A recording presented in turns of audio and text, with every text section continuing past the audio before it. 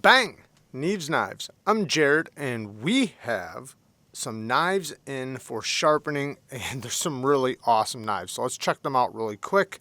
This is the Wee Beacon, and this is my last day of testing it because I am doing a comparison between the Wee Subjugator and the Wee Beacon. They are going to go head to head. They have a lot of similarities, but also a lot of differences, and everybody wants to know which one do I like better. Now, starting this off, like I said, these are in for sharpening, and the owner would like the best edge on each blade. So let's talk about it. First knife is, an MBK PINSCHER. Very nice. It's got the fat carbon, very beautiful. These knives are extremely well done. Super solid detent. Love the detents on these. And we got the Sanmai, the ZDP 189 Sanmai blade. Ooh, that's so smooth. These things are so good. The ZDP 189 is heat treated to like 67 HRC. So this is going to take a screaming sharp edge. I can't even, get people to realize that haven't felt this type of steel, what kind of edge this steel takes. This stuff takes insanely sharp edges. So this is going to be very nice to sharpen. Now, this steel is extremely hard. Like I said, 67 HRC. So in return, it is a hard steel to sharpen. And I don't mean difficulty hard. I mean the steel itself is hard, like diamond hard like a rock. Very, very hard. So on the stones, it definitely is tough on the stones, but we will get it to a screaming sharp edge. Once you get the edge bevel set, the rest is pretty easy, but setting that bevel is the most difficult part just because, it's such a hard steel. But I'm going to use diamonds. Next, we have... I've always wanted to try one of these. This is the BESTECH SHODAN and S35 VN blade steel. I've never gotten one of these in hand. This is a Todd knife and tool design. Oh, this is cool. I've always wanted to try one of these. It kind of reminds me of Strider, especially, you can kind of see. It has a Strider-esque look to it. I like how it kind of leans forward a little bit. When it's in the hand, the blade somewhat leans, like the edge goes up. But this part, like where my thumb lands, you see how that goes right there? When I'm holding it like this part kind of leans down, almost like the tip is facing towards what you're cutting. So when I'm like this, very easy to get to utility cuts, especially with this little spot right there in your palm. Choked up, nice and comfortable choke up position. It's very comfortable inside this slot and this one, so the double choil is nice and comfortable. The jimping, not very effective. I almost wish it wasn't there, to be honest. It adds traction, but it's also just kind of uncomfortable. I also have a cut on my finger, so that might be doing that too. Not bad, it's not that I'm saying I don't like it now, but, I'd prefer not to be there. Detent, a little lighter, but super solid still. Yeah, it's fine. Super solid. And you have the reverse. Oh, yeah, the reverse flick is really good. I bet I could do it lefty. Oh, yeah, this is really good. Super easy. Yep, this is super nice. Let's see about the thumb flick. Another nice one. Beautiful satin finish. Let me wipe it because there's a little bit of fingerprint action going on. Beautiful satin. Now this is S35. I love the raw look, the raw metal look, but I will do probably a 600 grit edge on this. Now I'll obviously talk to the owner first, but in my opinion, S35's best edge, what it likes the most is 600 grit edge, between 600 and 1200 grit. Now I'll lay it back to 17 degrees. Let me feel the geometry. See, there's no sharpening choil, so I'm gonna have to be careful with that. I could add a little notch right there. Now the one good thing is that they take from the thickest point right here and drop it straight down to the edge. They don't taper it slowly to the edge. It just drops straight down to the edge like a Spyderco kind of. So that's cool. So I'm going to have to sharpen straight up the blade and try not to hit this as much as possible. It should be okay since there's no tapering plunge grind. But I'll probably do 17 degrees per side. It wouldn't hurt to do 15 degrees per side, but I don't want it to be fragile. An S35VN at a very low angle can microchip. So I think 17 degrees per side at 600 grit would be the best edge to put on that. Awesome, awesome knife. Next. Oh, man, I've always wanted to try one. I've wanted to try one of these for so long. I wanted one of these so bad. This is the VBR.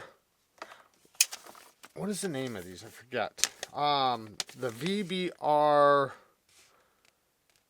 Is it just the Reat VBR? I forget the name of it, but the VBR. We'll call it the VBR. This looks beautiful. Gorgeous. I wanted the micarta version, but man, this G10 looks beautiful. The way they have the kind of the dull and bright parts of the G10, the camera's not even doing it justice. It looks beautiful. We have a blue pivot with the black bolster. This is a real bolster lock. And then a Timascus clip. Maybe it's mocha tie. I'm not sure what kind it is, but very beautiful. Oh, and back spacer.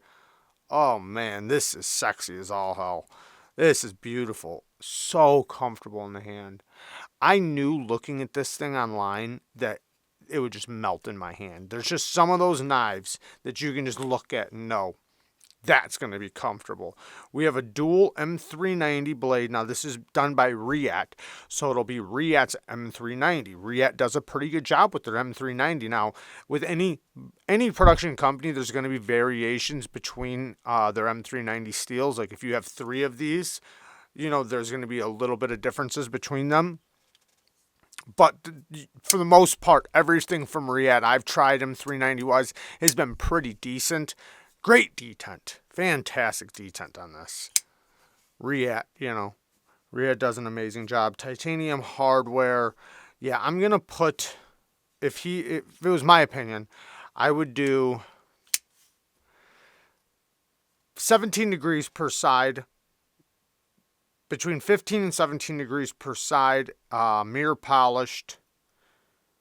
We do have the thicker part up here, so maybe 17 because the 15 degrees would make a really big bevel. Down here, it'll be it'll look like a good-looking size ratio for the blade, but then once we get up to here, that bevel will get really thick because this is a thick point. So 17 degrees per side at 2 micron. I think that would be a beautiful edge. I think it would look really good, sharpen up really good.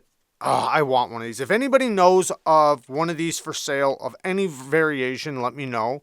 Especially if it's the micarta version. Man, I love this. So snappy. Yeah, that's nice, man. And the dual ground blade is beautiful on this. I'm not a huge fan of dual ground blades, but when they're done right, they're good. Now, in this example, we have this beautiful swedge on top. So this beautiful swedge right here, if you look, it kind of spears the tip a little bit. We have the thickness of the spine right here in the center, stretching out, and then right here, it tapers from here to the tip, right? So this is going to help bring strength out to the tip while the swedge and the grind make it acute. So nice and pokey, but not fragile. They did a really good job with this. Utility cuts would still be really good, especially with this tapering handle. It's going to fit right nice in the hand. You'll be able to open things up really nicely.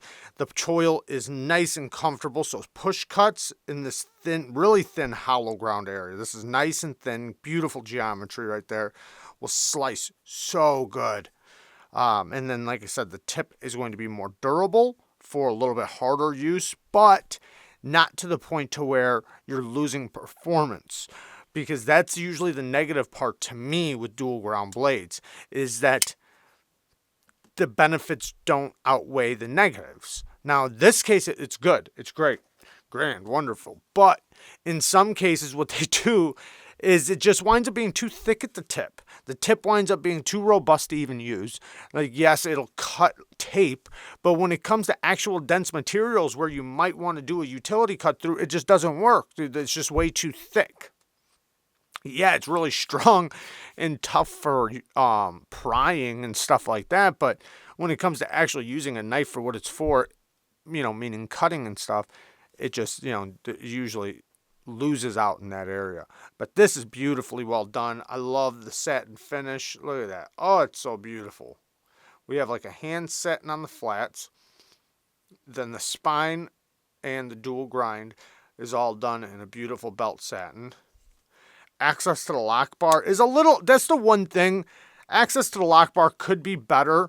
It's not to the point to where I would say I wouldn't buy it, but it's definitely tighter. Not bad, not horrible, but it's tight. They did give you a little bit of a cutout right there on the edge, so you can kind of push at an angle. I'd rather push to the side, but you can push at an angle right there. Detent. Nice and early, so you can get past the detent pretty easily. Drop shutty. Very drop shutty. Not fall shut. Perfectly centered. Could you mod this? You could. So, with this black coating, you really can't modify it. But if it was like the raw titanium, you could cut this out. Otherwise, you could cut it out, but you'd have to get it recoated. Man, this G10 is so beautiful. It almost looks like a denim micarta. I know it's G10, but damn it, it looks like a denim micarta. I'll try to get some really good clips of that for you guys. I love it. But yeah, I think not a too low of an angle, but a low angled, high grit, low micron edge would be really good. Because one, you want to have this front end nice and sharp where you're probably going to use quite a bit. And with the 17-degree edge per side, you'll get really good cutting performance out of this front end. And of course down here, because this is nice deep hollow. So of course down here is going to cut. This is so thin down here that even with a high angle, it'll cut really good. But up here, in order for this area to cut pretty good, you do want a little bit of a lower angle. Now, but if you wanted it to be tough, then no, you'd probably want to stick right around 20 degrees per side. That would increase the toughness. Now, you wouldn't get as good of edge retention out of the steel, and you would lose a little cutting performance, but you would increase the toughness, so you'd be less likely for it to microchip or anything like that. Now, obviously, I'll speak to the owner and everything, but there you guys go. Thank you guys for watching. Peace.